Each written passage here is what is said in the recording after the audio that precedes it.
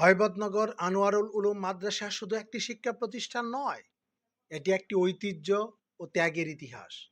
জনশ্রুতি রয়েছে, হজরত মাওলানা সৈয়দ মুসলিউদ্দিন সাহেব রহমাতুল্লাহ আলাইহি স্বপ্নে রাসূল সাল্লাল্লাহু আলাইহি সাল্লামের নির্দেশ পেয়ে একটি দ্বীনি প্রতিষ্ঠান প্রতিষ্ঠার সংকল্প গ্রহণ করেন।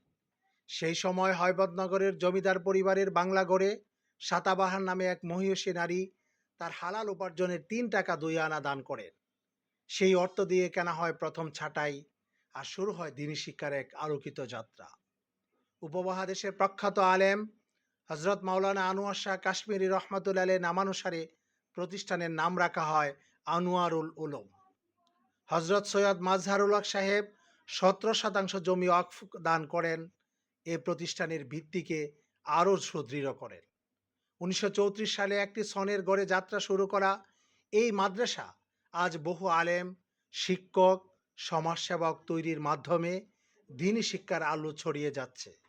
প্রতিষ্ঠাতাদের ত্যাগ, নিষ্ঠা ও দূরদর্শিতার স্মৃতি আজও মাদ্রাসার প্রতিটি ইট পাথরে জীবন্ত হয়ে আছে।